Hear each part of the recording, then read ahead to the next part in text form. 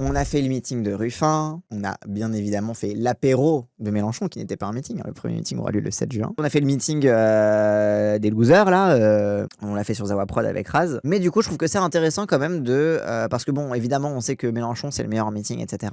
Mais aussi de regarder les meetings des autres, de voir un petit peu à quoi ressemble leur éloquence et leur façon de se présenter. Et du coup, Gabriel Attal, bon, déjà, on a lu son bouquin gênant, maintenant, on va regarder son meeting gênant. C'est... Mais du coup, voilà, donc Gabriel Attal a annoncé officiellement sa candidature à l'élection présidentielle de 2027, notamment avec un meeting dans l'Aveyron à Mur-de-Barré. Et donc je vous propose qu'on s'intéresse à ça parce que bon, Gabriel Attal, c'est l'image même du bourgeois qui a toujours travaillé en politique. Ça fait pas 18 fois qu'il a annoncé sa candidature. Si, mais comme il n'avait pas tout à fait l'aval de son parti, c'était compliqué. Il disait qu'il était peut-être candidat, que peut-être il allait venir et qu'il sortait un bouquin, mais qu'il n'était pas encore officiellement candidat. Là, c'est officiel. Mais voilà, c'est vraiment l'archétype du bourgeois qui a toujours été en politique, qui a jamais vraiment milité de quoi que ce soit. Il est passé du monde étudiant au travail direct dans les ministères, dans les différents cabinets et tout, et à devenir le plus jeune ministre. Bon, plus jeune ministre, ok, d'accord, super, mais bon, quand t'es le plus jeune ministre parce que t'as fait Sciences Po, l'ENA, tous les cabinets possibles et imaginables, et que t'as été foutu là parce que t'étais un bon toutou fidèle de Macron, bon, c'est pas forcément une super nouvelle. Pareil, le premier premier ministre gay, bah ok, d'accord, bah si c'est pour être un droitard de merde, ça sert à rien d'être gay, tu vois, genre bon, bref. Mais du coup, c'est intéressant parce que du coup, Gabriel Attal a fait le choix d'annoncer sa candidature pendant un meeting. Et je trouve que c'est intéressant parce que ça le positionne un petit peu en opposition, par exemple, à Mélenchon, par exemple. Où Jean-Luc Mélenchon a annoncé sa candidature en prime time sur TF1. Il a fait une interview sur TF1, puis après il a fait Brut, etc. Donc il a réservé cette annonce-là aux médias.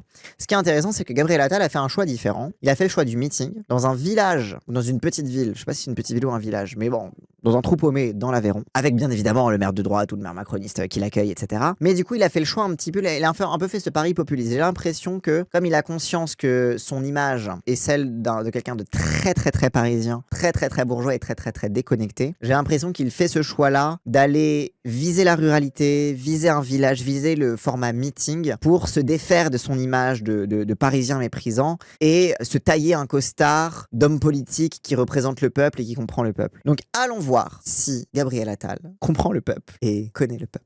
Syndicaux, mesdames, messieurs les maires, mesdames, messieurs les élus, mesdames, messieurs les représentants associatifs, syndicaux, mesdames, messieurs les représentants des différents corps, mesdames, messieurs en vos grades et qualités, mesdames, messieurs, bienvenue à Mur-de-Barré, bienvenue en Aveyron, cher Gabriel. Déjà, ce qui est intéressant, c'est qu'il salue pas le peuple, il salue les personnes parce que invitées et parce que gradées et parce que déjà c'est intéressant, tu vois. Il y a déjà on est face à une forme d'élite, quoi. Et on va draguer les responsables de l'élite locale. Donc déjà, on a une campagne droitarde déjà. Bienvenue dans cette ruralité française qui, loin des caricatures, agit pour entreprendre et avancer. J'ai aucune preuve, mais les deux sont gays. Mais bien sûr que les deux sont gays. Je suis très heureux de t'accueillir, de vous accueillir aujourd'hui au cœur de notre village pour ce débat citoyen. Oh, intéressant. Donc là, il fait une Ruffin. Ok. Donc là, ok. Donc son choix, c'est pas de faire un meeting, c'est de se mettre en scène dans un débat citoyen. Donc c'est en mode, je suis au contact des gens, je réponds à leurs questions et en fait, je suis au même niveau qu'eux. Ok. Très, très, un peu Ruffin, même si Ruffin, il a pas vraiment mis des gens du peuple, il a mis des gens qui font sa campagne, quoi. Un peu macronien aussi, hein. Je crois Macron, il avait fait ça aussi pendant les Gilets jaunes. Ici, nous produisons de l'énergie pour la France grâce au barrage hydroélectrique de la vallée de la Truyère. Ici, une nouvelle génération d'agricultrices et d'agriculteurs choisit encore de s'installer, d'investir et de croire en l'avenir malgré les difficultés économiques, climatiques et administratives. Mais comment tu commences un truc comme ça alors que Gabriel Attal représente le gouvernement qui les a encore plus foutus dans la merde? Oui, c'est clair que c'est pas lui qui a produit l'énergie. Mais genre, tu viens déplorer l'abandon des territoires en accueillant le mec qui en est un des artisans quand même. Ici aussi, malgré les difficultés et le recul progressif de certains services publics, des soignants, des enseignants, des agents publics et des bénévoles continuent d'accompagner toutes les générations avec engagement et humanité. La psyché de droite, elle est fascinante quand même. C'est que du coup, il déplore l'abandon de l'État et la perte du lien social, mais pour glorifier le fait que le lien social est maintenu par des individus, des bénévoles, plus par des professionnels ou quoi, tu vois, par des bénévoles. Et en fait, c'est vraiment...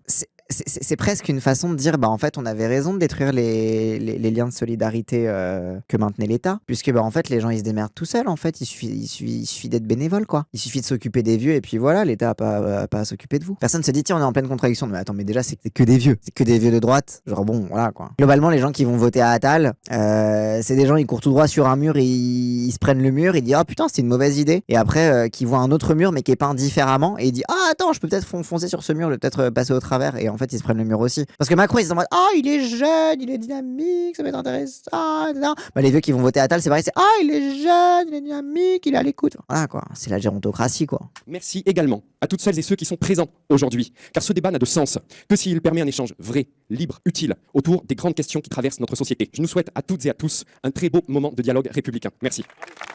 D'abord te remercier, cher Pierre, pour ton invitation et pour l'organisation de ce moment. Vous remercier tous d'être là, ceux qui sont en plein soleil, ceux qui sont à l'ombre et qui ont réussi à trouver une place pour s'abriter. Moi, je ne conçois l'engagement politique qu'à travers ce type d'exercice. Le jour où on reste enfin. Voilà. Là, déjà, on place le truc. Moi, l'engagement politique, ce n'est que ce type d'exercice. Donc, c'est-à-dire parler aux gens. Moi, je serai le politique qui parle aux gens. Moi, je serai celui qui va à la rencontre des Français. Contrairement à Macron qui s'est enfermé dans son palais, je vais rompre avec... Voilà, c'est son truc. C'est Attal, sa promesse, c'est je vais rompre avec la monarchie présidentielle. Bon, pour faire la même, bien évidemment, mais voilà. Parce que la politique, elle se construit au contact des Français, partout sur le territoire et dans tous les territoires qui ont tous des choses à dire sur notre pays. Ils ont tous des choses à dire en commun, parce qu'on est un grand pays, une grande république, la France. Ouais, de fait que Macron a fait son truc d'aller parler à tout le monde de la France avec... Oui, bien sûr. Mais en fait, c'est parce que Macron... Pourquoi Macron, il a arrêté? C'est parce qu'il s'est rendu compte, quand tu vas à la rencontre des Français et que tu fais parler des Français en mode les cahiers de doléances, les trucs comme ça, bah, des clivages apparaissent. Des revendications fortes peuvent apparaître. Et la conflictualité apparaît. Parce que oui, quand tu fais de la politique, la conflictualité est là. Or, Macron, dont l'entièreté, l'objectif politique, ça avait été d'effacer justement la conflictualité, il s'est retrouvé avec les cahiers de doléances, avec une conflictualité devant lui. Et du coup, bah, il a dit, bah, oh là là, mieux vaut pas faire ça en fait. C'est une très mauvaise idée parce que je vais y laisser des plumes parce que les gens sont mécontents de moi. Je remercie les élus locaux qui sont là, le nouveau maire de Rodez, cher Stéphane Mazard, qui est présent, le député de l'Aveyron, cher Jean-François Rousset, qui est présent aussi. Saluer la présence d'un ami, voisin, Laurencio, le président du département de la Lozère, qui est présent aussi.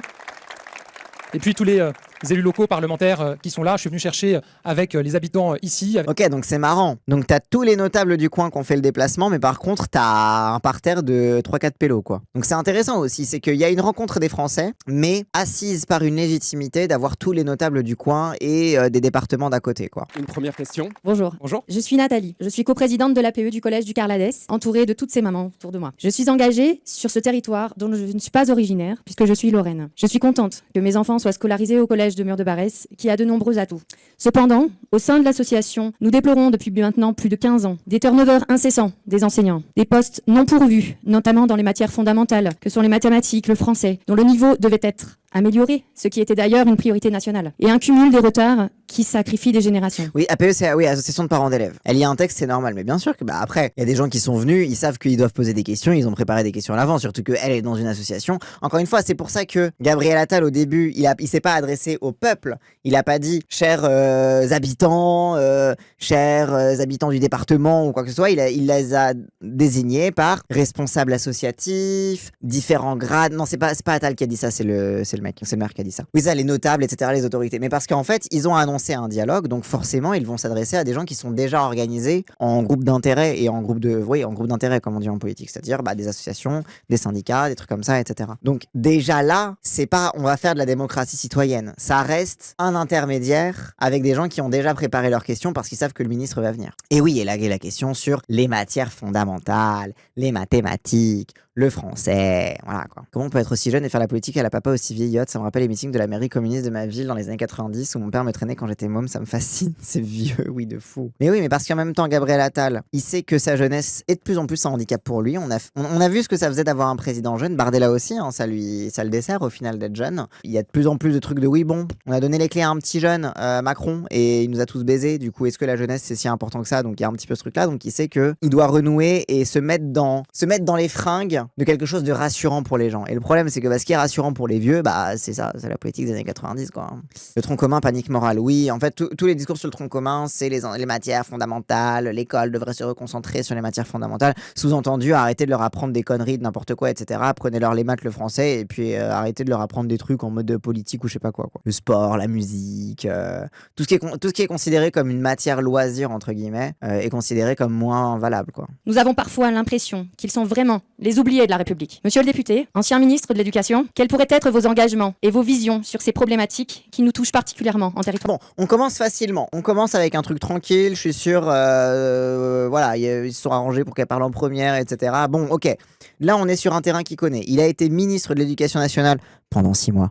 Donc, il connaît bien les dossiers, vu qu'il les a connus pendant 6 mois et que il a fait énormément de choses, genre interdire la baya, étouffer le scandale Stanislas, Betaram. Ah, il a préparé une rentrée scolaire. Attention, c'est difficile de préparer une rentrée scolaire. Oh, wow. Donc son ministère a taffé pour lui, quoi, globalement. 8h-18h, le SNU, caviardage du dossier Stanislas Sabaya. Oui, c'est ça. Donc il a fait en sorte que les enfants soient encore plus enfermés à l'école, encore plus fliqués.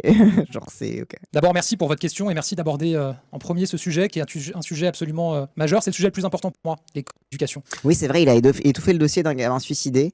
Et après, il en a fait son beurre en disant oui, l'homophobie, c'est pas bien, machin truc, le suicide, etc. Alors que c'est lui qui avait participé à l'omerta. Bref, ça aussi, c'était crade. Parce que l'école, c'est ce qui a fait et c'est ce qui fait la République. Le rôle de l'école, la mission de l'école, c'est de former des républicains. Et l'école, c'est ce qui nous tient tous ensemble. Et je suis convaincu que beaucoup des problèmes qu'on rencontre aujourd'hui dans le pays, beaucoup des défis qui sont devant nous, on les réglera en investissant massivement pour l'école de la République. En investissant. Et en continuant à agir pour l'école. Et vous avez raison, dans les priorités absolues pour moi. Donc voilà, l'école c'est bien, c'est le vivre ensemble, il faut investir parce que ce sont des futurs travailleurs et travailleuses. Ce sont des futurs employés, ce sont des futurs clients de la République. Oui, et puis républicains, pas citoyens, bien sûr. Bien sûr, c'est des futurs républicains, c'est pas des futurs citoyens. Ils n'ont pas le droit de citer, ils ont juste le droit de correspondre à un moule et à un modèle suprémaciste. Parce qu'évidemment qu'on sait que pour Gabriel Attal, qui a interdit la baya, républicain, ça veut dire pas les musulmans, quoi. Investissant quoi? Mais c'est ça, c'est qu'en fait, plus les politiques vous parlent d'investissement dans l'éducation, moins ils vont mettre de thunes. C'est vraiment, c'est mathématique, parce que les gens qui parlent d'investissement quand ils parlent de choses humaines, très souvent, c'est des droitards, parce qu'ils ont une logique d'investissement, de rendement, etc. Et donc forcément, quand ils parlent d'investissement et de rendement, en fait, ils sont plus intéressés par le rendement que par l'investissement, du coup, ils vont pas investir de thunes du tout. Ils vont pas augmenter le budget, ils vont pas embaucher des nouveaux profs. La meuf, elle a parlé des profs qui sont pas là, etc., qui sont remplacés, qui sont pas remplacés. Évidemment qu'il va proposer plus de titularisation. T'abuses, même la FI dit qu'elle veut investir dans l'école. Oui, en vrai, oui. C'est juste que le langage de l'investissement dans la bouche d'un droitard, ça me saute encore plus aux yeux. Mais c'est aussi un enjeu pour le pays, parce qu'on voit aujourd'hui dans la concurrence internationale, évidemment que si on veut continuer à rivaliser avec les plus grands, on doit rester ou redevenir une nation de scientifiques, d'ingénieurs, de penseurs qui sont capables d'inventer l'avenir. Et ça passe avant tout par l'école. Alors oui, il faut une plus grande exigence en matière de niveau, vous l'avez rappelé, j'ai une nation de scientifiques, d'ingénieurs pour être en concurrence. Alors déjà, pareil, quand on vous parle de concurrence internationale, en fait, non. Parce que souvent, l'école... il a fait l'école alsacienne, lui, donc déjà, il a fait une école d'élite. Hein, mais parce que qui dit concurrence internationale dit report de la concurrence à l'intérieur. Et donc concurrence entre les écoles. Et donc encore plus de rupture entre le privé et le public, par exemple, au hasard. J'étais ministre de l'Éducation nationale, j'ai pris des décisions qui ont parfois été débattues, qui ont parfois été contestées. Le retour du redoublement, ça faisait des années qu'il avait été supprimé en France. Moi, j'ai toujours considéré qu'un enfant ne peut pas glisser de classe en classe alors même qu'il n'a pas le niveau pour passer dans la classe supérieure. C'est pas un service à lui rendre. Il n'y avait plus de redoublement en France. J'ai décidé qu'on le remettait. Et maintenant, il y a à nouveau du redoublement puisque le dernier mot est à nouveau aux enseignants. J'ai décidé qu'on allait renforcer l'exigence dans certaines matières, notamment, vous l'avez cité, les mathématiques. Le retour du redoublement? Quoi? Genre, il n'y avait plus de redoublement. Quoi? Qu'est-ce qu'il raconte? Est-ce qu'il y a des pros de l'éducation nationale, là? Est-ce qu'il y a des profs dans le chat, là? En primaire, il faisait très rarement pour économiser. Il dit de la merde. Nope, ça coûte trop cher. Officiellement, non, ça existait, mais officieusement, personne redouble. Ok, d'accord. Oui, donc en gros, si j'ai bien compris, et vous me dites si j'ai bien compris, il y avait une limite au redoublement, et du coup, ça faisait que t'as des enfants qui bénéficiaient pas forcément d'un redoublement parce que globalement, le redoublement avait été limité parce que pour des raisons d'austérité, parce que ça coûtait trop cher, etc., etc. Et en plus, les parents, ils veulent pas que leurs enfants redoublent parce que, oh là là, ils veulent pas le stigmate. Et résultat, Gabriel Attal, il a dit maintenant on va remettre le redoublement, mais en fait les gens redoublent pas plus parce que t'as toujours les mêmes raisons, la même austérité, la même pression autour de ça, c'est ça? Et non, il l'a pas remis, c'est faux. Ah bon? C'est qui? C'est Blanquer? Exactement, Cassandre. Ok. Donc là, ils sont déjà trop blindés. Oui, en fait, c'est ça, c'est que globalement, le problème du redoublement, c'est pas est-ce qu'on autorise, est-ce qu'on interdit le redoublement, c'est est-ce qu'il y a suffisamment de place dans les classes et est-ce qu'on crée un stigmate autour du mauvais élève et du cancre qui redouble. Et ça, le problème, désolé, mais si tu fais une école ultra élitiste qui met en avant les jeunes prodiges qui sautent des classes, etc., bien sûr que le redoublement, c'est un stigmate. Et à partir du moment où tu as une logique d'austérité et que chaque élève pour les écoles est considéré comme un coût, évidemment qu'ils vont pas les faire redoubler. En fait, c'est un truc de. Tu vois, pareil, c'est un truc en mode le redoublement, c'est pas bien, du coup, on va juste agir sur un petit paramètre d'autorisation ou d'interdiction, alors qu'en fait, c'est tout le système autour qui fait que le redoublement est flingué, découragé et ne se fait pas, quoi. Bref. Oui, Cassandre, le redoublement était très limité depuis un moment. J'ai plus la data, mais en gros, ils ont lu un rapport qui disait que le redoublement n'était pas efficace. Une bonne part des élèves n'amélioraient pas leurs notes, mais l'étude disait que c'était dû au fait qu'on leur apprenait les choses de la même façon et que fatalement, si ça passait pas la première fois, ça passait pas non plus la deuxième. Les droitards ont sauté sur le casse pour faire des économies. Ah, ok, donc t'as des gros cerveaux qui étaient en mode, en vrai, le redoublement, ça fonctionne pas trop parce que le problème, souvent, quand les gens ils avancent pas à l'école, c'est pas une question que eux ils sont cons, c'est que la pédagogie leur est pas adaptée. Et du coup, on les fait redoubler, on les fait rabâcher les mêmes trucs en mode, vas-y, on essaie de te forcer le truc à apprendre et avec le temps, peut-être que tu vas imprimer. Et du coup, en fait, c'est pas si efficace que ça. Et du coup, des gens qui étaient en mode, du coup, un rapport qui, du coup, avait l'air plus, selon ce que tu dis, Morillard, d'ouvrir un peu plus sur le truc de, du coup, vous pensez d'autres pédagogies pour les gens qui sont en échec, du coup, à leur niveau. Et du coup, les droitards en ont profité pour dire, oh, le redoublement ne fonctionne pas, mais c'est super, on va arrêter. Ok, je capte. Mais comme d'hab, c'est. La droite utilise les critiques de gauche pour saigner encore plus l'État, quoi. Et pour rendre le truc encore plus merdique, quoi. Et renforcer encore plus leur élite à eux, parce que vous inquiétez pas, enfin j'en sais rien, c'était le cas dans le public ou c'était le cas dans le privé aussi, parce que moi j'ai une grosse question là-dessus, parce que je me rappelle qu'à mon époque, après c'est peut-être plus récent que ça, à mon époque c'était entre Sarko et Hollande, globalement, mon collège-lycée c'était entre Sarko et Hollande, on pouvait parfaitement redoubler, c'était pas un problème, enfin c'était pas un problème, si, il y avait des gens qui redoublaient, tu vois, genre sans problème, après moi j'étais dans un lycée privé catho, mais après t'avais aussi l'autre truc, en fait au collège la question c'est le redoublement, ou alors l'orientation en lycée pro ou quoi que ce soit. Et au lycée, la question c'est est-ce qu'on te vire pour protéger nos bons chiffres au bac, quoi. Dans le privé, il y a encore plus de stigmatisation. Oui, c'est ce que je me disais, quoi. En fait, dans le privé, c'est ça, on te vire. Dans le privé, on te dégage. Parce que t'es mauvais élève, du coup, les profs te parlent encore plus mal, du coup, ils peuvent dire que t'as des problèmes de comportement, parce que oui, forcément, quand les profs te parlent mal, du coup, t'es en mode, mais va te faire foutre. Et du coup, comme ça donne le prétexte de te virer pour mauvais comportement, parce que techniquement, ils ont pas le droit de te virer parce que t'as des mauvaises notes, mais par contre, ils peuvent te virer pour problème de comportement. Et alors, du coup, il suffit de matraquer les mauvais élèves, et du coup, t'inquiète que le problème de comportement, il va vite arriver, quoi. Mais oui, ok, d'accord. En fait, on te fait redoubler uniquement si tes parents, ils sont derrière toi et ils te soutiennent. Concrètement, c'est ça. Éducation nationale, les élèves de première de cette année, même pas beaucoup à cause de ça, parce qu'ils sont les premiers à vivre l'épreuve, mais c'est évidemment une chance pour eux, une chance pour le pays, et je pourrais continuer sur des mesures que j'ai prises en faveur du niveau pour l'école. Mais là où vous avez raison, c'est qu'il y a malheureusement une grande fragilité qui mine cette mission et cet objectif d'élévation du niveau, et qui par ailleurs crée beaucoup de frustration et beaucoup d'inégalités selon les territoires, c'est évidemment la question des remplacements. Et le fait que quand des professeurs sont absents, et parfois il y a de la... Quasi le même âge que toi, et dans le public, le redoublement, c'était surtout CM2, 3e ou terminale. Moi, c'était, c'est ça, CM2, oui. Comme ça, tu redoubles pour maximiser tes chances au collège. 3e pour maximiser tes chances au lycée. Terminale, moi, c'était souvent en seconde que ça nous était proposé, le redoublement, pour améliorer tes chances d'orientation. Genre par exemple, si t'avais des mauvaises notes alors que tu voulais faire S, on disait au pire tu peux redoubler. Mais ok. Oui, seconde pour changer de filière, oui c'est ça. Mais oui, après oui, terminale si tu rates le bac, ça c'est logique. La maladie liée dans certains établissements parfois pendant 2-3 mois, l'impossibilité et parfois même plus, l'impossibilité d'avoir un professeur pour remplacer. Et ça c'est terrible pour les familles. Parce que les familles se disent mon enfant il perd des chances par rapport aux autres, mais pas uniquement par rapport aux autres, il perd des chances pour lui, pour son avenir. Ça, autre truc intéressant qu'il dit, tu vois, c'est la compétition. La compétition entre les élèves, t'es en mode en fait normalement, l'école républicaine, c'est pas juste l'école sans musulmans, L'école républicaine, c'est aussi la garantie d'un niveau de base d'éducation, d'accès à la citoyenneté, etc. Mais comme en fait par-dessus, t'as la pression du monde du travail, parce que le monde du travail étant ce qu'il est, du coup ça fait pression sur l'école également.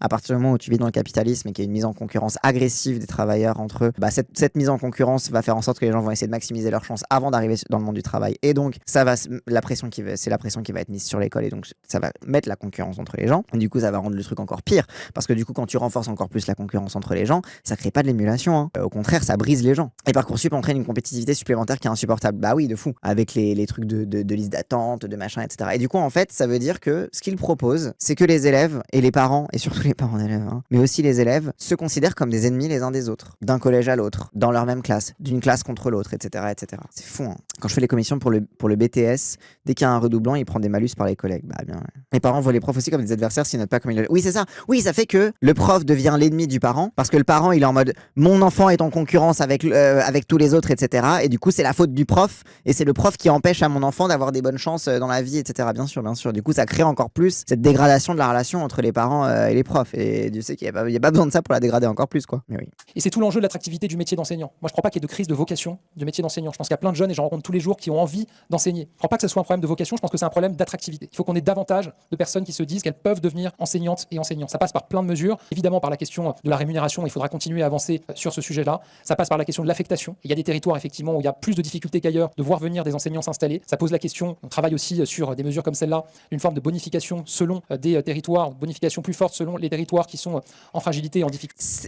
Des bonifications en fonction du territoire, etc. Il dit pas augmentation de salaire, des bonifications. On sait pas ce que ça veut dire. Il va bonifier, on sait pas ce qu'il va bonifier, on sait pas comment il va le bonifier, mais voilà, comme ça vous serez plus payé en fonction des territoires. Oui, alors déjà spoiler alert, c'est déjà le cas. Et de deux, augmente les salaires en fait. Prof, c'est un métier vocation. Il y a plein de gens qui sont en mode ouais, je voulais enseigner, etc., etc. Et en fait, tu tues les vocations en les payant mal. Genre, allô, bonification, c'est un jargon de fonctionnaire. Bah ouais, mais du coup, bonifie. Donc c'est un terme qui ne parle que aux fonctionnaires et aux gens, voilà. Il ne sait pas parler aux gens, il ne sait pas. Après, en même temps, il n'est pas devant le peuple, là. Mais il ne parle pas au peuple. Il fait un simulacre de parler avec le peuple pour avoir un jargon de fonctionnaire de merde. Bonification. Non, augmentation de salaire, dis, augmentation. Et oui, alors les profs dans les territoires outre-mer, encore pire. Prof égale fonctionnaire. Mais je crois que Gabriel Attal parle à la France. Là, il est à la rencontre du peuple, de la population. Genre, les gens, ils sont en mode, t'as le salaire, il augmente, l'augmentation de salaire. Parce aussi, bonification, c'est aussi une façon de foutre sous du jargon un prétexte pour dire qu'ils vont pas augmenter les salaires des profs. Bonification, c'est des primes, pas une augmentation de salaire. Bah oui, bah bien sûr. Mais parce que mais c'est pour ça que le jargon de fonctionnaire est utile à ce niveau-là. C'est que du coup, tu caches ton truc derrière, bonification, machin truc, on sait pas trop ce que ça veut dire. Comme ça, tu dis pas prime, et comme ça, tu ne montres pas que c'est pas des augmentations durables. Une grande cause absolue dans les années à venir. Je serai au collège de Mur de Barès dans quelques heures, et je sais que les équipes vont m'en parler, et je sais à quel point c'est un sujet prégnant, mais je le dis ici, si on ne règle pas les problèmes de l'école, on ne réglera pas tous les problèmes du pays. Et ça commence donc par l'école. Merci beaucoup.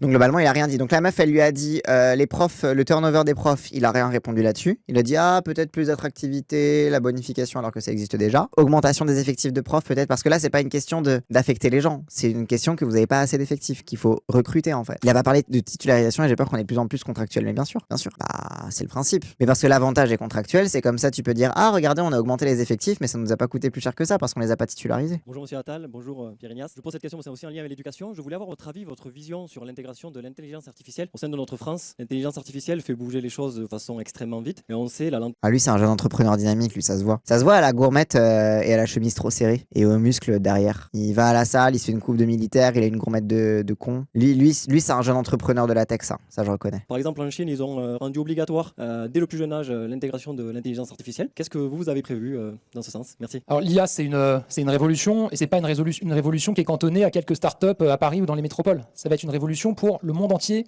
et toute la France. Oui, c'est pas une révolution qui est cantonnée à Paris dans quelques métropoles, oui. Waouh. L'IA, c'est pas que en France, c'est partout dans... Oui, tout le monde sait ça, oui, d'accord. Et ça, c'est vrai, il est obligé de dire ruralité.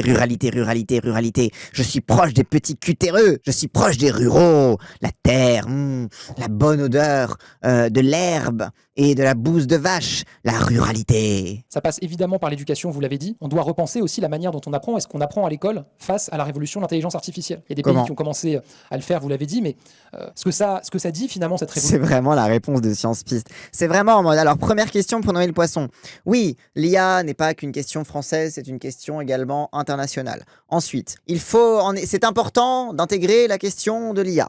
Vous l'avez dit parfaitement, on va flatter la personne et en plus ça nous permet de gratter du temps de parole parce que comme ça on répète ce qu'il a dit et ça coûte rien.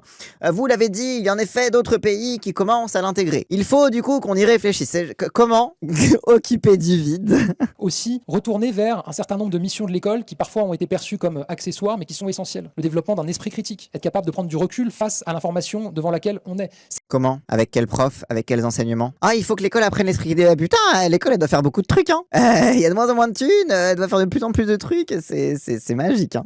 Apprendre à apprendre, parce qu'on sait qu'avec l'IA, les métiers vont changer très rapidement dans l'avenir, et donc il faut que les jeunes qui ont été formés, ils sachent comment apprendre tout au long de leur vie. Mais qu'est-ce qu'ils croient qu'on fait à l'école? Genre, apprendre à apprendre, oui. C'est le principe d'être élève, je sais pas.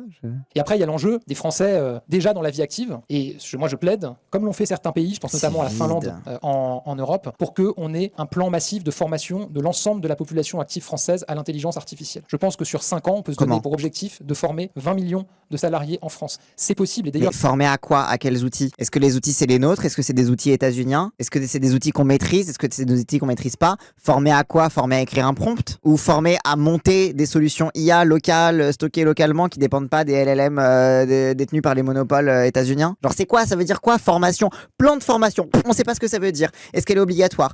Combien ça coûte? En fonction de quel métier? Est-ce que c'est vide, c'est creux. il y a déjà beaucoup de gens qui se forment, il y a des entreprises qui l'organisent, mais il faut que ce soit accessible à toutes les entreprises, y compris les petites et moyennes entreprises. Et pour ça, on a besoin de la puissance publique pour aider et pour accompagner. Et puis enfin, évidemment, ce que je veux, c'est que l'IA... Ah oui, il faut un plan de formation, mais la puissance publique va accompagner, va aider. Donc en gros, ça veut dire l'État va filer de la thune à des boîtes privées et enrichir ses potes pour faire des formations de merde qui seront totalement inutiles, qui vont dépendre de grosses boîtes états-uniennes.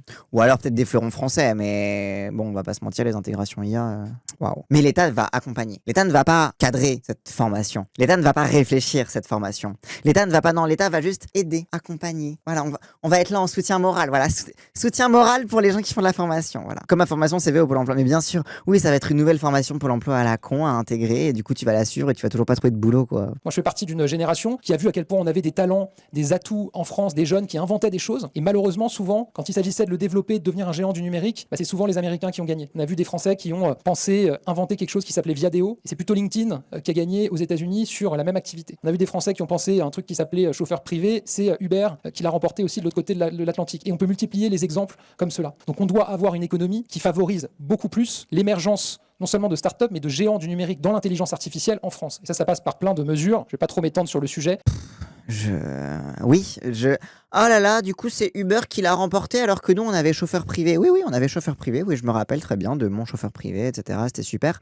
C'est qui a ramené Uber en France? C'est qui est comme dans un sacré soupçon de délit d'initié pour permettre à Uber de contourner les législations françaises pour s'implanter en France? Et qui a coupé l'herbe sous le pied du fameux fleuron français, mon chauffeur privé? Sinon, on avait autre chose, ça s'appelait les taxis. On aurait pu faire une réforme de l'accès à la licence, une réforme, je sais pas, qui est liée au prix, au tarif, etc. et faciliter les taxis, faciliter les compagnies de taxis à développer leur application, parce que bon, G7, franchement, c'est Uber qui a ramené le concept d'avoir une application sur son téléphone pour commander un truc. G7, ils ont mis du temps quand même, hein. Oui, au hasard, en faire un service public, oui. Pourquoi il a pas Mistral contre Google, OpenAI et Anthropic pour faire une solution européenne? Oui, c'est vrai, pourquoi il cite pas, par exemple? Oui, c'est vrai, pourquoi il cite pas Mistral? C'est vrai que c'est intéressant. Là, on parle de l'intelligence artificielle, des géants. Faut faire émerger des nouveaux trucs. Non, il y a déjà des trucs. C'est juste que vous préférez les États-Unis.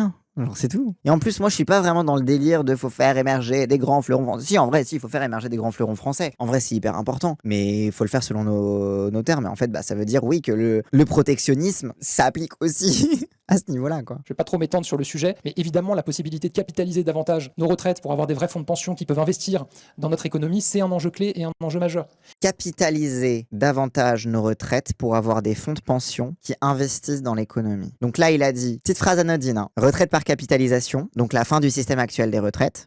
En plus, le principe de la retraite par capitalisation, c'est que vous allez mettre de la thune dans un fonds privé qui va servir à, globalement, qui ne va être qu'un fonds vautour pour récupérer votre thune, pour investir ici et là et pour avoir des rendements et pour récupérer de la thune ultra massivement, et qui derrière va vous dire « Ah, mais non, mais en fait, t'as une carrière un peu hachée, du coup, en fait, t'as pas le droit à tout, alors qu'ils se seront fait de la putain de thune avec tout l'argent que tu auras investi dans leur truc. » Et ça, c'est le système américain. C'est en mode avoir des grands fonds vautours, c'est-à-dire qu'en mode les États-Unis, pourquoi ils réussissent, c'est parce qu'ils ont des fonds vautours. Alors du coup, on va créer nos propres fonds vautours. On va créer notre propre BlackRock. c'est génial, c'est super. On va créer BlackRock à la française. Et comme ça, on va piller les gens qui épargnent pour leur retraite au lieu de garder un système qui est juste, qui est égal, où les actifs payent pour les inactifs et où quand t'es à la retraite, il y a encore des gens qui travaillent et ils payent ta retraite, c'est tout. Et du coup, ça va être encore une fois individualisation du système de retraite et surtout utilisation. C'est-à-dire que les gens vont être obligés de jouer leur retraite à la bourse dans l'espoir que le fonds de pension daigne leur reverser leur truc à taux plein à la fin. Ah oui, pardon, il y a une crise économique, t'as plus de retraite, tant pis pour toi. C'est ce qui s'est passé aux États-Unis. Bah non, allez vous faire foutre en fait, genre non. Et donc c'est marrant quand même que sur une question sur l'IA, il a calé le petit truc de d'ailleurs le système de retraite c'est fini. Vos retraites vont servir à enrichir l'économie capitaliste. En barre. C'est une folie. C'est vraiment, y a plus rien. By the way, j'enlève ces trucs-là. Allez, voilà.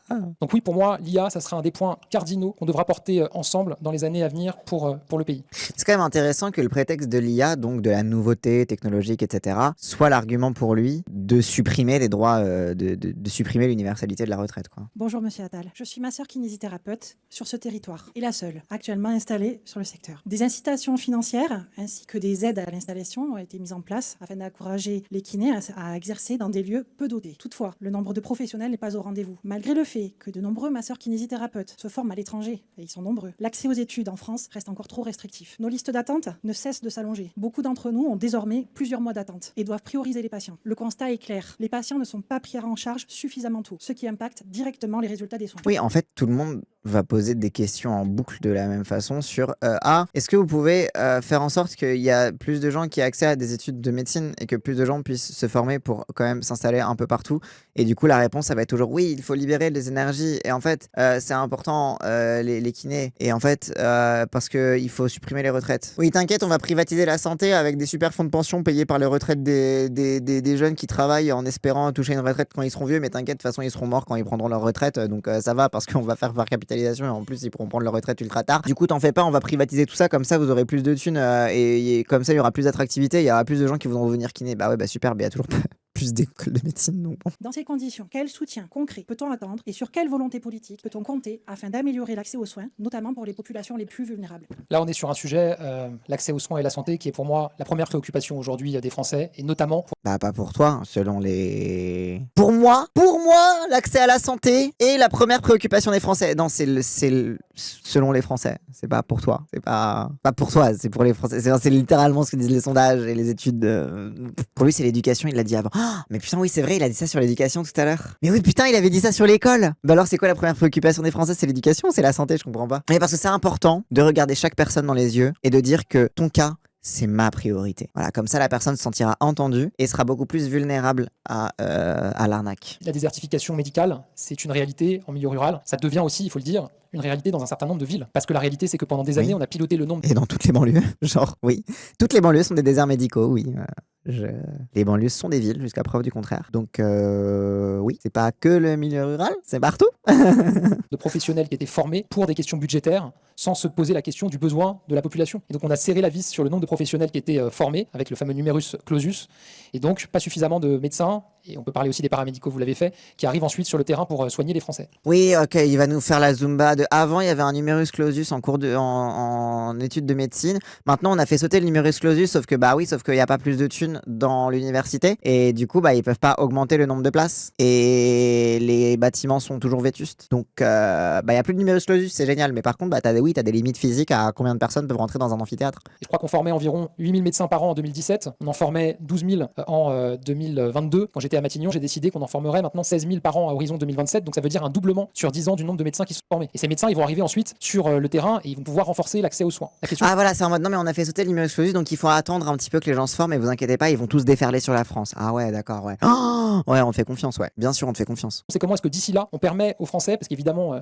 ils n'ont pas 10 ans à attendre pour avoir un rendez-vous chez le médecin ou trouver un médecin traitant. Et pour moi, là, il y a une possibilité, c'est libérer du temps médical aux médecins. Il y a trop de temps qu'il aurait demandé aux médecins sur des questions administratives, ce qui leur empêche de voir davantage de patients. Il y a par ailleurs des actes qu'on peut transférer des médecins à d'autres professionnels. Quand j'étais Premier ministre, j'ai signé un décret, et certains se sont moqués de moi à l'époque en disant c'est pas le niveau d'un Premier ministre, pour autoriser les pharmaciens à prescrire des antibiotiques pour les angines et pour les cystites. Oui, parce que les pharmaciens, ils sont pas débordés non plus, oui. C'est en mode, on a une pénurie quelque part, du coup, on va la faire reposer sur d'autres personnes. C'est en mode, peut-être que libérer du temps pour les médecins, c'est qu'il y ait plus de médecins. Là, c'est bon, ils sont au maximum. Là, ils la font, leur thune. Donc, c'est bon, on peut arrêter la logique de concurrence. Là, on peut en mettre plus, quand même. On peut faire en sorte que... Et puis, si les gens, ils peuvent aller chez le médecin, spoiler alert, ils iront naturellement. En fait, c'est aussi là que, bon, le truc du numerus clausus, c'est de la merde, mais le côté de l'idée de la pénurie dans le monde médical, c'est absolument stupide parce qu'en fait, à partir du moment où tu peux avoir accès à un médecin, que tu dis putain, à n'importe quel moment, je peux prendre rendez-vous et si j'ai un doute, etc., bah, ils vont prendre rendez-vous. Et les médecins, ils auront des patients. Parce qu'en fait, la raison pour laquelle les gens ne se soignent pas, c'est parce qu'il y a des files d'attente. Et c'est parce que du coup, bah, oh là là, on attend un peu. Et du coup, les gens, ils post-rationalisent en mode non, mais après tout, faut pas déranger le médecin que pour ça. Et puis après tout, on nous dit tout le temps qu'on va chez le médecin pour tout et rien et qu'on nous dit tout le temps que on engorge les urgences dès qu'on a un petit bobo et pour la bobologie. Alors du coup, en effet, peut-être que je vais éviter d'aller chez le médecin et peut-être que je vais me faire un thé pour me soigner. Bah en fait non. Non, c'est bien aussi de savoir que tu peux y aller, même si c'est frivole, même si c'est pour te faire dire par le médecin que tu n'as rien et pour te rassurer, c'est aussi important. Ça participe de l'éducation des gens à leur propre santé. Ce qui est hyper important, c'est que les gens puissent être adultes sur la gestion et sur la prise en charge de leur propre santé, de leur propre bien-être, etc. Et aller voir un médecin, même pour qu'il te dise que, bah, en fait, là, ton inquiétude, tu peux te calmer parce qu'en fait, c'est dû à tel truc. Rien que pour que le médecin t'explique ce qui se passe dans son corps. Rien que ça. Genre, par exemple, moi, mes angines à répétition, là, j'étais en mode, bon, il reste que t'es en mode, bon, il va voir un médecin parce que là, c'est pas normal, etc. J'ai commencé à regarder sur Google, je me suis paniqué, oh là là, il y a plein de symptômes de trucs, est-ce que je suis déprimé, est-ce que machin truc, etc. Je suis allé voir un médecin. Elle m'a dit, bon, ça arrive que le corps réagisse comme ça. Il y a un monde où juste c'est ton corps qui est comme ça et il y a rien. Je te prescris quand même des examens, mais lors de la consultation, elle m'a surtout expliquer comment fonctionnent les angines. Et du coup, je suis en mode, ok, d'accord. Donc, c'est plus juste un truc qui m'arrive et où mon corps m'est complètement étranger parce que je ne sais pas ce qui m'arrive. C'est aussi aider la personne à comprendre comment fonctionne son corps et à mieux s'orienter et à ne plus soit paniquer, soit éviter le médecin. Genre, en fait, ça fait partie, les médecins ont un rôle pédagogique sur la population. Les bons médecins. Là, je dis les médecins. Là, je parle dans l'idéal, les gens. Je sais que les médecins sont beaucoup des merdes.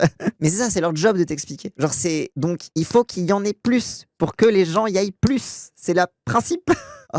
C'est pas en disant faut demander aux pharmaciens de prescrire des antibiotiques. Le but c'est pas de prescrire des antibiotiques, le but c'est d'avoir un suivi aussi. Si tu fais des angines à répétition et que t'as besoin d'antibiotiques parce que je sais pas, tu fais des angines déjà faut que le pharmacien il puisse te faire la différence entre si c'est une angine virale ou bactérienne. Bon, généralement ils ont des tests en pharmacie, etc. Bon, bah déjà c'est chiant parce que quand t'as une longue file d'attente, le pharmacien il va se mettre sur le côté pour te faire ton test pour ton angine, etc. Le temps que ça développe, le temps que ça... déjà c'est chiant, tu vois. Donc déjà pour les pharmaciens c'est hyper chiant. Et en plus de ça t'es en mode du coup c'est en mode objectif, prescrire des antibiotiques, solution, on demande au pharmacien de le faire. C'est en mode mais non, parce qu'au pire, si par exemple, si tu fais des angines à répétition, ok, d'accord, tu vas aller voir le pharmacien, mais du coup, c'est bien de voir un médecin pour les cystites et autres. Quand on a déjà eu, c'est toujours les mêmes antibiotiques, c'est logique de pas refaire les ordonnances tout le temps. Oui, après, oui, il y a ça aussi pour les ordonnances à répétition, les trucs comme ça. Oui, why not, tu vois. Mais en vrai de vrai, en fait, tu sais, par exemple, je sais pas, t'as eu beaucoup de cystites, etc. Ton médecin te fait une ordonnance de, je sais pas, pas longue durée, mais un truc en mode de façon à ce que t'aies du stock, etc. Et t'apprends à gérer ton truc. Au moment de renouveler ton ordonnance, t'en profites pour faire ton check-up annuel. Tu vois, genre, c'est aussi en vrai de vrai, je trouve que la question du renouvellement des ordonnances aussi là-dessus, c'est moi perso, j'ai un renouvellement d'ordonnance tous les ans. J'en profite pour faire le check-up gynéco, le check-up général de santé. Je parle des trucs, je réfléchis. Ah tiens, mes angines, comment on fait ça, enfin, genre, voilà, tu sais, il y a un truc aussi où c'est pas. Et encore une fois, le renouvellement de l'ordonnance serait moins un problème si il y avait des créneaux disponibles, quoi. Le problème aussi, c'est que les médecins généralistes prennent plus de nouveaux patients. Bah oui. Numerus clausus, c'est juste une traduction de l'offre et de la demande. Ils ont réduit l'offre des médecins pour augmenter la demande et faire péter les prix et cracher sur la sécu. Bah ouais. Non mais de toute façon, l'ordre des médecins, c'est vraiment les pires merdes. Bien, certains ont dit, mais pourquoi le Premier ministre il vient parler d'angine et de cystite, c'est pas son sujet? Bah si, en fait, parce que c'est un sujet d'égalité républicaine que de permettre aux Français d'accéder aux soins. Et donc maintenant, on a délégué ces compétences-là, ces tâches-là, aux pharmaciens qui peuvent les accomplir. Et je pense qu'il y a encore des choses qu'on peut transférer à d'autres professionnels aussi pour décharger les médecins d'un certain nombre de tâches, renforcer l'accès pour les Français. C'est devenu maintenant une habitude d'ailleurs, la vaccination. Donc on va décharger les trucs sur d'autres professionnels. Donc on va faire payer la pénurie de médecins sur d'autres professions. Mais non, en fait, non, c'est pas comme ça que ça fonctionne. Non, tu vas augmenter le nombre de médecins. Tu vas faire en sorte, en fait, et surtout que c'est fou, c'est que la meuf, elle est kiné-masseuse. Elle est en mode, bonjour, sa question c'est, il n'y a pas assez de médecins sur le territoire et on est surchargé. Et il dit, non mais vous inquiétez pas, il y a certains actes que tu vas plus faire et je vais le confier à d'autres. Elle est kiné. Genre, je sais pas si elle s'occupe des vieux ou quoi, tu vois, mais genre, ou même des travailleurs qui se pètent le dos, etc. Tu vois. Genre, quels actes est-ce c'est quels actes qu'elle peut déléguer? Je crois, elle va déléguer le massage à Body Shop au truc cosmétique. Je sais pas. Genre, en fait, c'est pas le sacro-saint droit de faire des ordonnances qui fait que t'es. Enfin, tu vois, genre, je sais pas. Genre, ça reste un enjeu d'accès à la santé. Je sais pas. Bon, Pas d'accord avec toi. Typiquement, avoir des pharmaciens ou infirmières qui peuvent faire un check-up en speed pour assurer et filer du Doliprane, c'est pas trop grave, ou une grippe, et envoyer vers un généraliste HP directement, je trouve pas ça si bête. Dans l'absolu, moi aussi, je suis pas contre le fait de déléguer des trucs. Dieu sait que, oui, bien sûr, les infirmiers, les trucs comme ça. Enfin, moi, je suis d'accord sur ce truc de délégation, mais pour moi, la délégation, ça doit pas être la réponse au fait que les médecins généralistes sont surchargés et qu'il y a des déserts médicaux. C'est qu'en fait, la logique que présente Gabriel Attal est mauvaise. Après, oui, évidemment, why not que les pharmaciens, moi, c'est cool que par exemple à la pharmacie, tu puisses faire un test de dépistage Covid, par exemple. Et comme ça, tu fais ton test rapidement et puis tu sais si tu. Enfin, c'est pratique en vrai de vrai. Mais en fait, c'est pas une réponse à la question de la pénurie de médecins. Chaque année, c'est des millions de rendez-vous qui sont perdus parce qu'il y a des personnes qui prennent rendez-vous et qui ne se présentent pas. Et donc, à un moment, pour des raisons de civisme, mais aussi pour des raisons de libération du temps médical pour les gens qui en ont besoin, il va falloir qu'on ait un mécanisme beaucoup plus incitatif pour tenir son rendez-vous quand on a un rendez-vous chez le médecin. Et ça, je ne lâcherai pas là-dessus. J'ai pas réussi à le faire à l'époque. Et donc voilà. Et donc ça, c'est la faute des gens. Et donc voilà. Et on va sanctionner du coup les gens qui prennent un rendez-vous et qui l'honorent pas parce que encore sanctionné, encore le problème de la santé, c'est les pleu qui savent pas se soigner. Je vais pas redire ce que j'ai dit sur le rôle des médecins, le rôle pédagogique des médecins auprès des patients, mais genre non, on doit te prendre plusieurs mois des fois. Oui, parfois tu dois prendre des mois. En fait, parfois, juste parfois, ça m'est déjà arrivé. Tu sais que t'as des spécialistes où il y a des listes d'attente longues comme le bras, où tu prends rendez-vous chez 3 spécialistes d'un coup, en sachant qu'il y a un rendez-vous qui va se libérer sur la liste d'attente, etc. Et du coup, t'annules les autres rendez-vous, ça libère le truc sur les listes. Mais oui, forcément, ça engorge les listes d'attente, mais parce qu'il n'y a pas assez de médecins. S'il n'y avait pas assez de listes d'attente longues comme le bras, on n'aurait peut-être pas ce problème, en fait. Aucune solution qui implique pour l'État de cracher plus de thunes. Tout pour entretenir la logique d'austérité et de pénurie. Et pour faire payer cette pénurie aux individus. C'est juste toujours la même chose. Vas-y, on va passer à la question suivante. Je m'appelle Cindy, je suis vétérinaire. Ma vie tant personnelle que professionnelle est profondément ancrée dans ce territoire, comme toutes mes consoeurs et confrères ruraux. Nous sommes des maillons essentiels et peu visibles de la vie rurale. Je me permets de vous interpeller également en ma qualité de conseillère de l'ordre de la région Occitanie et coordinatrice de la commission qui s'occupe de la difficulté du maillage territorial. C'est fou quand même, hein. Il a que des gens un peu connus dans le public. Il a que des gens un peu importants dans la région, qui occupent des postes importants. Tiens, c'est marrant. C'est vraiment, il est à la rencontre du peuple, quoi. C'est le peuple. C'est que des gens qui sont, que des gens vraiment qui sont tirés au hasard, tu vois. Genre, c'est vraiment des habitants lambda du coin. Voilà, quoi. Décembre dernier, le Premier ministre nous a fait applaudir devant le Sénat. En effet, les vétérinaires ont fourni un travail remarquable lors de la crise de la DNC avec une mobilisation exemplaire pour une vaccination massive en un temps record et dans des conditions d'extrême difficulté. Pourtant, notre profession souffre d'une absence de reconnaissance de l'État. Absence de reconnaissance de l'État sur le plan financier d'abord, avec une absence de soutien pour les services rendus à la population. Bon, sur la DNC, donc la dermatose nodulaire contagieuse, je vous renvoie aux Awa Talk qu'on a fait avec Thomas Gilbert, oui c'est ça, de la Confédération Paysanne. Je crois que c'est Gilbert, oui c'est pas Gilbert, oui c'est Gilbert. Où on a longuement parlé de ça et du gros scandale. Et donc voilà, il a reparlé aussi des vétérinaires à cet endroit-là, mais aussi de l'abattage massif des animaux. Enfin, je veux dire, on n'est pas sorti de la crise de la DNC par la vaccination massive, mais aussi par l'abattage massif et par la destruction de troupeaux entiers et du coup la mise sur la paille, littéralement, de centaines de milliers de paysans, quoi. Par exemple, la permanence et la continuité de soins, que le législateur rend obligatoire, ou encore le non-paiement des déplacements pour des actes de prophylaxie obligatoires pour les éleveurs, ce qui entraîne une démission généralisée. Cette démission, nous l'avons crainte. Aujourd'hui, après la crise de la DNCB, nous la constatons sans pouvoir y remédier. Pour autant, peut-on reprocher à des structures libérales de se désengager de services à la population quand ces services sont déficitaires? Absence de reconnaissance de l'État aussi sur le plan moral. Arrêtez d'être libéraux. Vous voulez une reconnaissance de l'État? Que ce soit plus une profession libérale. Soyez fonctionnaire. Dans ce contexte, quelles mesures concrètes l'État entend-il prendre pour reconnaître durablement l'engagement des vétérinaires sanitaires et garantir ainsi l'attractivité de notre profession sur les territoires ruraux? Et on peut l'applaudir parce que... Attends.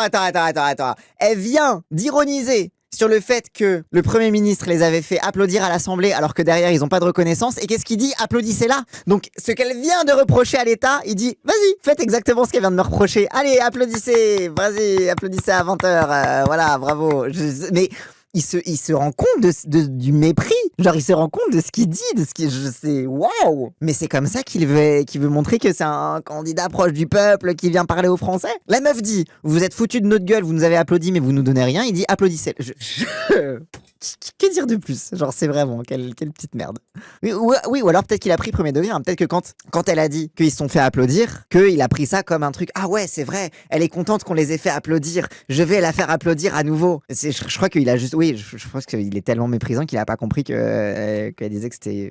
Ce qui a été fait dans l'Aveyron, avec le lien très fort qu'il y a eu, le plan qui a été mis en place entre la préfecture, l'ordre, avec les vétérinaires, les agriculteurs, avec des mesures de protection qui ont été mises en place, c'est quand même un modèle de ce qui peut fonctionner dans un moment de crise, qui est un moment de crise terrible pour les éleveurs, parce que ceux qui ont dû voir... Mais la crise, ça faisait plusieurs mois que les éleveurs, ils vous alertaient et que vous aviez rien fait. Ah, c'est un moment de crise terrible. Bah oui, vous l'avez créé cette crise, ça faisait depuis l'été qu'il y avait des problèmes de contamination. Pourquoi ça arrivait jusqu'à l'Aveyron alors que là-bas c'était dans le Doubs? Les mecs ils créent la crise et puis après ils se félicitent d'avoir survécu à la crise. Bah en fait oui, ça aurait pu ne pas être une crise en fait. Leur cheptel ou leur troupeau être abattu, ça a été extrêmement violent pour eux. Et c'est vrai qu'on a applaudi les vétérinaires, et c'est vrai que les vétérinaires, mais comme d'autres professions qu'on a pu applaudir au moment du Covid, se disent c'est bien de nous applaudir, mais on veut aussi des actes ensuite concrets. Et je donnais l'exemple tout à l'heure des infirmiers sur la question de la nomenclature et des actes. Donc il a bien écouté sa question, mais il l'a quand même fait applaudir, cette espèce de psychopathe. La réalité, c'est que les vétérinaires, ils ont des actes qui leur sont demandés par les pouvoirs publics et qui pourtant pour certains sont déficitaires. Et ça, c'est une situation qui est, je le comprends totalement, incompréhensible. Donc là aussi, sur ces actes-là, évidemment qu'il faut revoir la nomenclature. On peut pas être forcé quand on est professionnel à réaliser un acte au titre de ses missions de service public, mais que ce soit déficitaire, c'est-à-dire qu'on y perde de l'argent. Ça n'a aucun sens. Et ensuite, ce que je crois. Et donc la solution, c'est de revaloriser les actes. Non, parce que du coup, il a dit, il faut que ces actes reviennent plus cher et vous rapportent au moins de la thune. Bah au pire, c'est pas si grave si l'acte est déficitaire pour la personne. Tu lui fais en sorte de compenser pour le. Ou alors t'en fais un service public. T'en fais un vrai service public, du coup. T'en fais un vrai service public des vétérinaires pour s'occuper des actes. C'est le principe. Oui, c'est la base du service public. C'est de pas se baser sur la rentabilité. Et c'est pour ça que ça fonctionne. C'est parce qu'en fait, à partir du moment où tu évacues la rentabilité, c'est moins cher. Il faut créer un statut du vétérinaire sanitaire rural. Parce que c'est des conditions d'exercice qui sont particulières, c'est des obligations qui sont particulières. Et je pense qu'en matière de soutien, en matière d'incitation, il y a des mesures spécifiques à prendre. Et sur ce sujet-là, je veux m'engager et travailler avec vous pour les mois et les années à venir. Quel statut? Faut créer un statut. Quel statut? S'il y a des vétérinaires sanitaires ruraux qui font des missions de service public, ton statut, en quoi il consiste, si ce n'est d'être fonctionnaire? Épuisant. Bonjour, Jean-Yves Vierge, je suis commerçant à Mur-de-Barès. À l'heure où nous arrivons tout droit vers la facture électronique, je me pose des questions pour tous les commerçants et artisans. Dans une région comme la nôtre, où il y a beaucoup de problèmes avec Internet, on a des coupures régulièrement, nous allons être tributaires d'un système qui risque de ne pas fonctionner et nous impacter directement. Des petites structures que nous sommes auront peut-être du mal à supporter certains manques au niveau Internet. Autre truc intéressant, je fais une petite pause dans le truc question-réponse. Ce qui est intéressant dans ce dispositif question-réponse, c'est que... Alors oui, une question pas écrite, c'est le seul qui est juste commerçant dans le coin, tu vois. Non, s'il y avait la kiné aussi, qui était en mode, je suis kiné, c'est tout dans le coin, mais elle a peut-être pas dit dans quelle organisation elle était. Un truc déjà à noter dans toutes les questions qu'on a vu passer, c'est des questions de demande. C'est des questions de... à part peut-être la question de la vétérinaire, où elle était un peu plus dans l'attaque vis-à-vis de ce qu'avait fait le gouvernement. Jusqu'ici, c'est comment est-ce qu'on va faire pour faire tel truc. Moi j'ai un problème, donc le problème est individuel. Ça, c'est des doléances. Moi, j'ai un problème individuel. Comment est-ce que vous allez faire pour aider mon problème individuel ? C'est-à-dire qu'on a très très peu de gens qui posent des revendications politisées, qui posent déjà des trucs en mode moi je sais ce qui est bon pour moi, je sais que pour nous ce qui est, je sais pas, genre t'aurais un médecin gauchiste qui viendrait dire en mode ce qu'il faudrait c'est qu'on soit des fonctionnaires parce qu'on fait une mission de service public, c'est important pour les usagers, etc.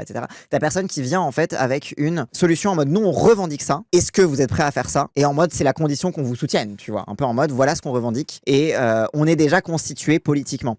Et en fait ce qui est intéressant c'est que la plupart des questions, sauf à la limite encore une fois, la question de la vétérinaire, mais elle aussi, elle était un peu dans cette logique de demande, en mode qu'est-ce que vous allez faire, pas on veut que vous fassiez ça, c'est qu'est-ce que vous allez faire. Et du coup, ça place Gabriel Attal dans la situation, encore une fois, du grand prince qui accorde et qui est le seul, en fait, à politiser et donner des réponses politiques. Bon, spoiler alert, il donne des réponses politiques de droite et de merde, en fait. Et en fait, sa réponse politique, c'est la dépolitisation des problèmes et les maintenir individuels en disant on va y réfléchir ensemble et on va y travailler ensemble. Donc, il propose absolument rien, il a pas de programme. Mais bon, ça, c'est logique, le mec est complètement vide, quoi. Mais c'est ça, oui, c'est le sentiment des doléances envers le Seigneur et leur château. Exactement, Toram. Et donc, on est dans un exercice qui est juste bassement populiste. Et ça, c'est vraiment très, très passif. Et du coup, en fait, ça montre que Gabriel Attal se projette quand même dans un rôle macronien. C'est-à-dire qu'il vient parler aux gens dans une rupture avec un Macron qui est tout seul dans son château. Il va être proche du peuple, ça va être la logique de toute sa campagne de parler aux gens, etc. Mais in fine, c'est en tant que seigneur qu'il descend de cette terre parisienne. Alors ça, c'est un sujet qui n'est pas un sujet, on va dire, très grand public, au sens où les médias en parlent assez peu, et pourtant c'est un sujet énorme, parce que ça concerne toutes les entreprises françaises, et je sais qu'il y a beaucoup d'inquiétudes. Il est allé là où ça a le plus voté macroniste pendant les campagnes. Et bien sûr, il a ciblé vraiment un territoire qui est particulièrement macroniste au niveau du vote. Ça oui. Après, bon, ça c'est logique de commencer par les endroits où t'es le plus fort. Ça là-dessus, oui. Là, je crois que le calendrier tel qu'il est prévu se fait de manière progressive entre cette année, l'année prochaine, les suivantes, et que les plus petites entreprises, les commerçants vont pas être immédiatement. Et en fait, et c'est aussi le porte-à-faux dans lequel il est, c'est que comme il doit à la fois défendre le bilan du gouvernement macroniste, et ça c'est toujours quand tu fais partie quand t'es membre du parti au pouvoir, ça devient ça, c'est-à-dire que c'est plus lui qui propose un projet innovant, différent, qui a un programme, etc.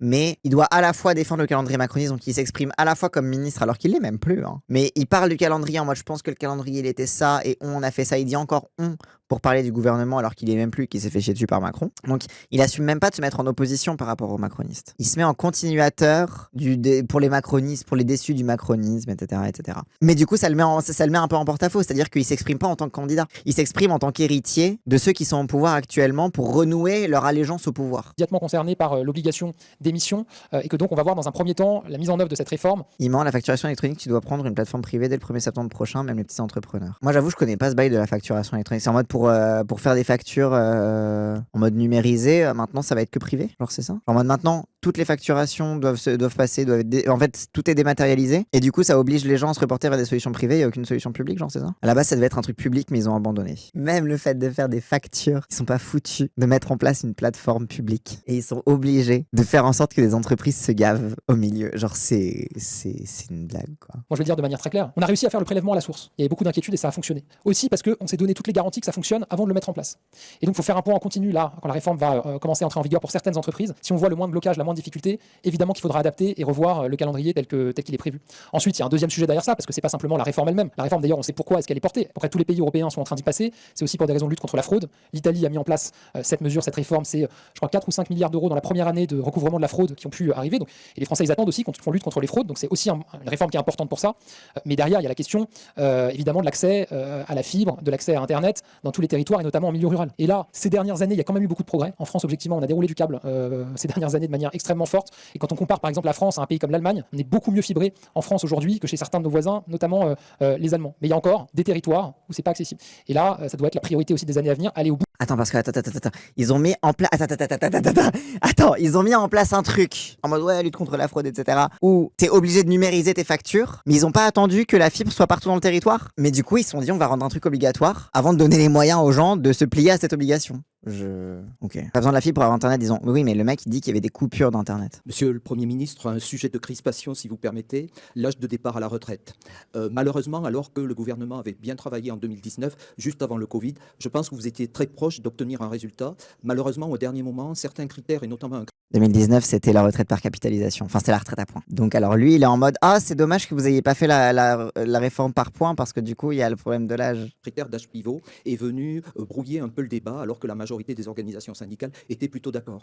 J'ai lu récemment dans la presse que vous aviez un projet où, si j'ai bien compris, ça allait être plus souple et puis surtout, vous alliez donner le choix aux Français et aux Françaises. Est-ce que vous pourriez concrètement... Oui, il y avait que la CFDT qui était d'accord.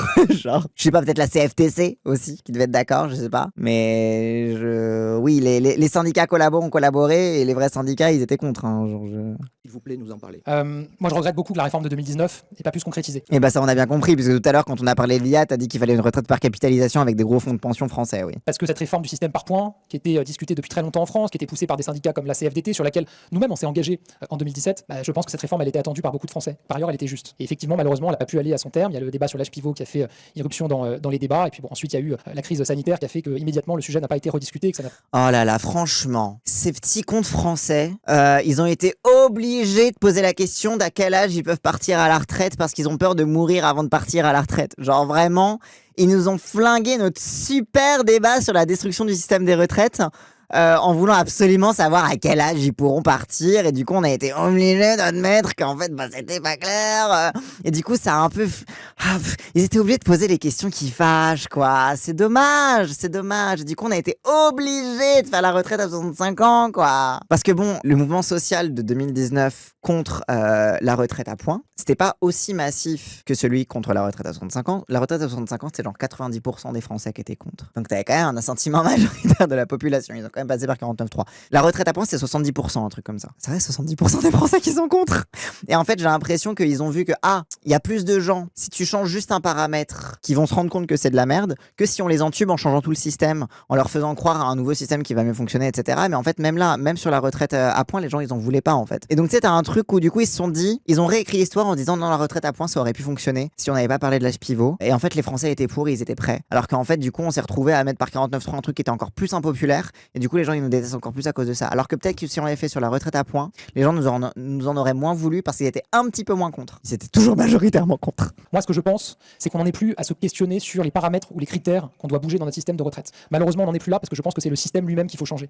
La réalité, c'est que ce système, il a été créé au lendemain de la Seconde Guerre mondiale, dans une démographie qui était très différente de celle qu'on connaît aujourd'hui. À l'époque, il y avait beaucoup de naissances, il y avait de plus en plus de travailleurs et on vivait moins longtemps. Aujourd'hui, il y a moins de naissances, il y a une population active qui diminue et on vit de plus en plus longtemps, ce qui est une bonne nouvelle, ça on en est content. Mais évidemment que ça bouleverse l'équilibre. Il y a quelques décennies, il y avait 4 personnes qui travaillaient. Bon, on va pas refaire l'argument sur les retraites, tout ce qu'il dit c'est n'importe quoi, tout ce qu'il dit c'est faux. Parce que la productivité a augmenté, le niveau de richesse générale a augmenté, la démographie, bon voilà, Pour financer la pension d'un retraité, là on tend vers le 1,5 personnes qui travaillent pour financer la pension d'un retraité. Donc ça ne tient plus dans ces conditions. Donc moi je suis pour qu'on change le système, j'ai déjà eu l'occasion de le dire, pour passer vers un système, d'abord un système universel. Peut-être que si aussi les gens recevaient un meilleur salaire, ça ferait de meilleures cotisations en retraite aussi. Et que peut-être que justement le problème, en fait, le problème pour les macronistes du système de la retraite, c'est que la qualité des retraites dépend du bon traitement des travailleurs et dépend du bon niveau de revenu des travailleurs par rapport à ce qu'ils produisent. Et donc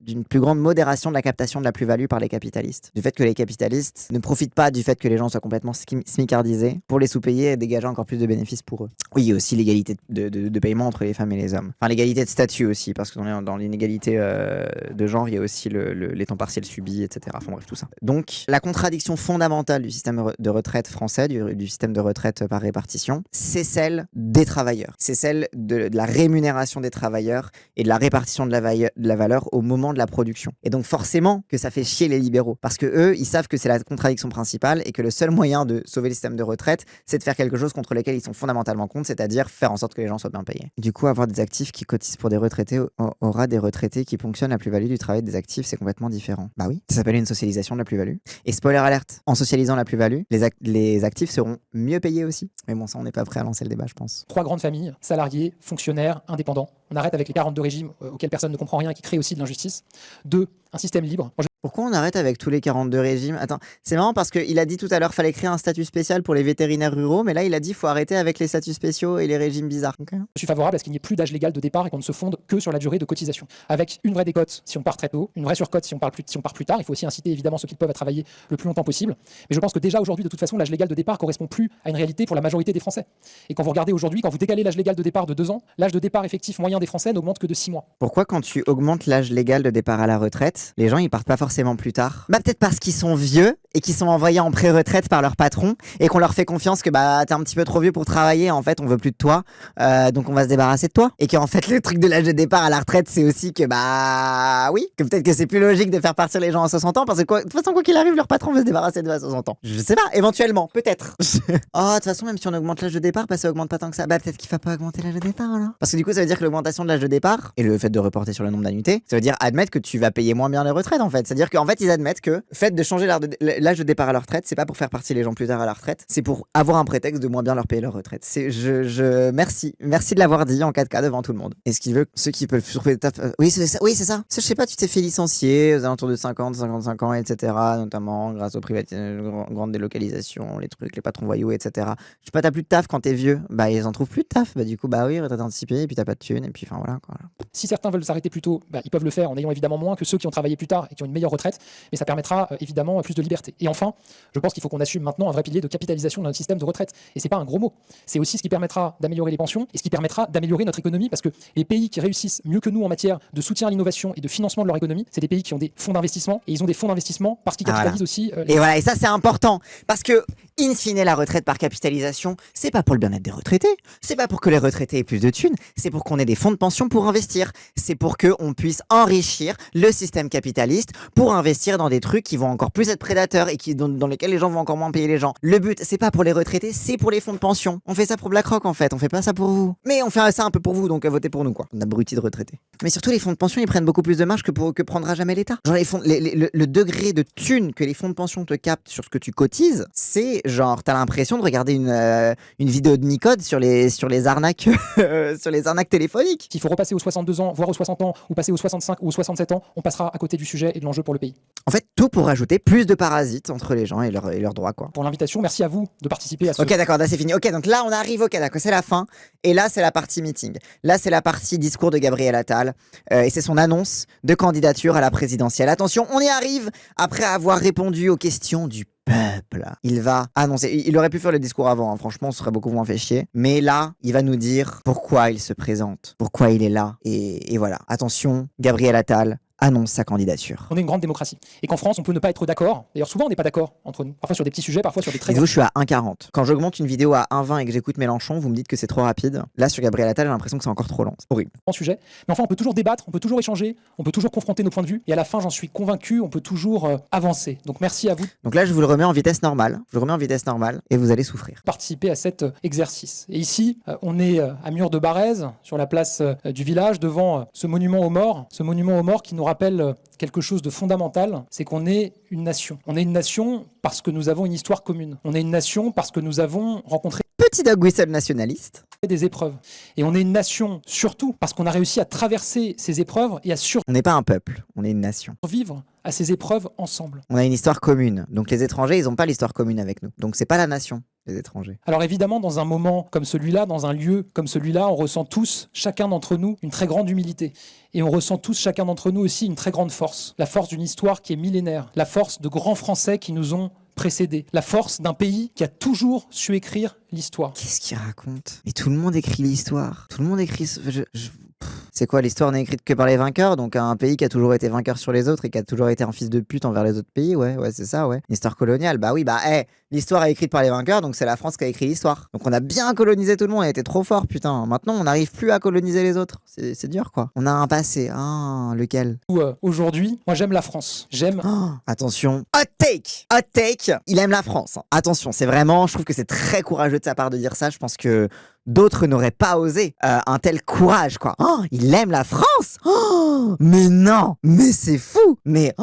passionnément la France. J'aime son histoire. J'aime... Ah bah t'as l'air, hein. Ah bah là, avec ton débit soporifique, ton air engoncé, t'as l'impression d'être débarqué au milieu de la campagne, t'as l'impression, tu sais, il y a une panne de train et t'as dû te poser là pour prendre ton café et t'as le seum de te retrouver là, t'as vraiment l'air de l'adorer la France, hein. Putain, moi j'y crois, hein. La passion là, passionnément. J'aime sa culture, j'aime son agriculture, j'aime ses paysages, j'aime son génie. Et aujourd'hui, ici, dans cette commune, comme... T'aimes son agriculture? T'aimes l'agriculture de la France, là? L'agriculture intensive qui détruit complètement les écosystèmes et broie les paysans? Bah putain, on n'aime pas la même France, frère, hein. J'aime la France, j'aime son agriculture. Oui, c'est sa culture, son agriculture, sa viticulture, sa pisciculture. Oui, voilà. T'as un Ruffin, il fait des rimes, mais au moins il fait pas rimer culture avec culture. Si, je suis sûr que Ruffin il fait rimer culture avec culture aussi. En France, comme je me déplace, je me dis qu'on a décidément le plus beau pays du monde. Et j'aime la France parce que j'aime la République. Cette République qui nous a donné un modèle social. Tu viens d'expliquer en quoi tu voulais détruire ce système social et tout à coup tu aimes ce système social parce que c'est la République. Non mais va niquer ta mère à un moment.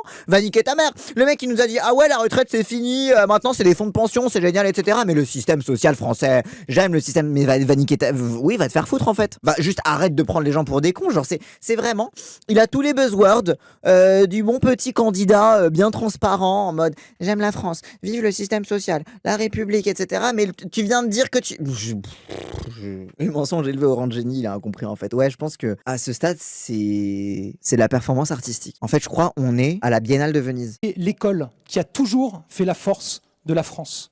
Cette République qui nous permet chacune et chacun d'être regardés à égalité, quelles que soient nos origines, quelles que soient nos croyances. Mais frère, t'as interdit les abayas? T'as interdit le fait que les meufs qui sont codées comme musulmanes portent des trucs longs? Qu'est-ce que tu racontes? Qu'est-ce que tu racontes? Mais quelles que soient nos origines... En fait, ça c'est fascinant. En fait, comment dire? Ce qui est intéressant, c'est que ça reste un truc obligatoire pour lui de signaler en direction du système social, signaler en direction du vivre ensemble, etc. Sachant qu'il fait littéralement l'inverse de ça. Donc, pour maintenir la fiction macroniste, parce que lui, encore une fois, lui, il se positionne dans celui qui va récupérer l'électorat macroniste de 2017 et refaire l'exploit de 2017, etc. Ça va être le nouveau Macron. Voilà, il y en a plusieurs sur ce créneau en ce moment, entre Édouard Philippe, Raphaël... Non, Édouard Philippe, c'est plutôt la droite, le retour de la droite aux affaires. Raphaël Glucksmann et lui, ils sont à peu près sur le même créneau là-dessus, en mode on va parler aux anciens macronistes déçus, etc. Donc t'es obligé de faire vivre la fiction du macronisme, ni de droite ni de gauche. On parle du système social et en même temps, on dit qu'on va l'enculer. Mais en même temps, il se place pendant toute la question-réponse dans la continuité et dans l'approbation d'un bilan qui fait que les gens sont déçus du macronisme.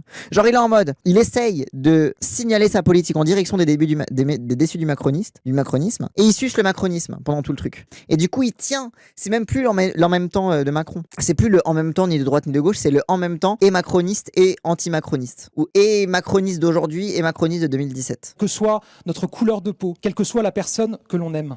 Et j'aime la France surtout parce que je suis homosexuel et j'en sais quelque chose. Parce que j'aime les Français. J'aime profondément les Français. On est un grand peuple. On est un... Bah, tu les aimes tellement que tu les tries bien sur le volet quand ils doivent te poser des questions.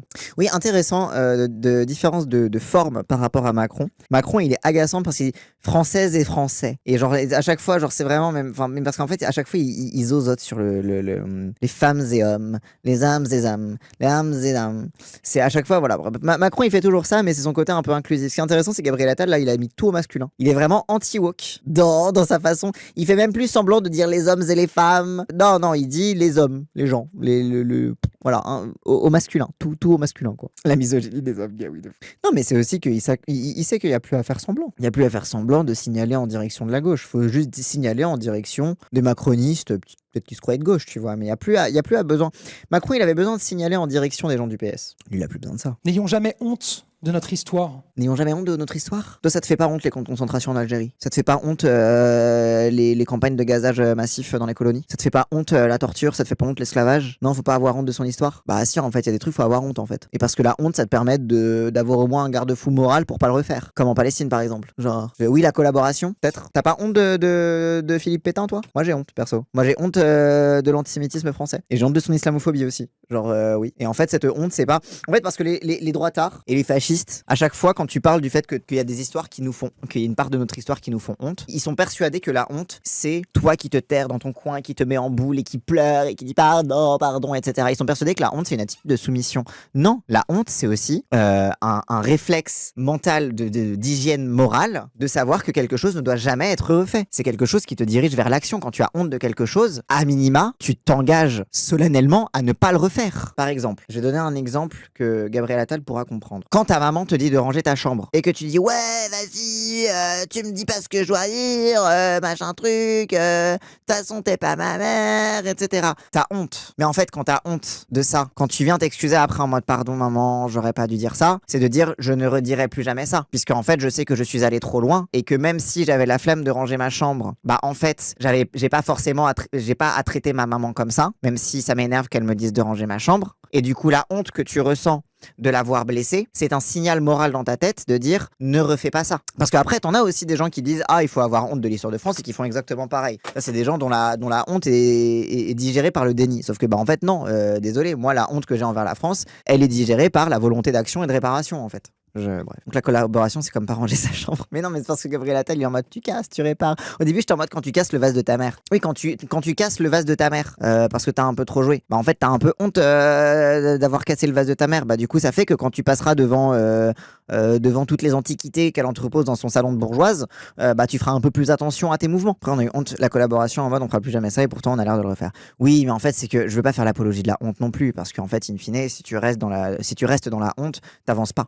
Si tu restes comme ça en fait tu restes dans la culpabilité etc. Sauf qu'en fait à un moment il faut quand même établir une culpabilité pour établir une réparation. Et donc en fait cette partie là reste importante et le fait de dire on n'a pas honte de notre histoire, c'est aussi une façon d'encourager le déni et de dire en fait on n'a pas de compte à rendre et on n'a pas de culpabilité à prendre, donc de devoir de réparation. Ne doutons jamais de notre avenir. Il y a toujours eu des Français qui ont dessiné le monde, qui ont dépeint le monde, qui ont dit le monde, qui ont posé des vers sur le monde. Et il y a encore aujourd'hui des Français qui inventent le monde et qui inventent l'avenir et nos quotidiens. Sur le monde. C'est vraiment la France coloniale, quoi. C'est vraiment, on a toujours colonisé le monde, on a toujours dessiné les frontières du monde, et j'ai envie qu'on continue de le faire, qu'on soit encore les bullies du monde entier. Non, genre au pire, tu peux avoir une logique de fraternité avec le monde, je sais pas. Pas obligé d'être le personnage principal. Hein. Et plus haute fonction de l'État, en ayant voyagé dans le monde, en ayant eu beaucoup de déplacements en France et de rencontres avec les Français, je me suis forgé une conviction très forte,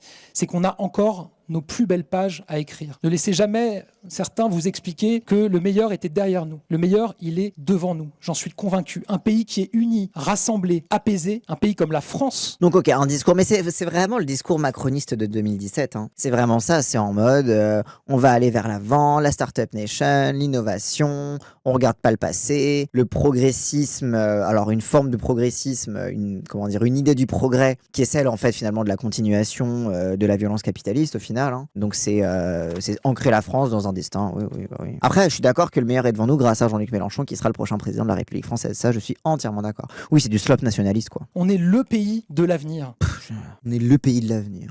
Les autres pays, il n'y a pas d'avenir chez eux. Voilà. On est les seuls à... C'est vrai, Comment tu peux être bêtement nationaliste comme ça? Genre, c'est...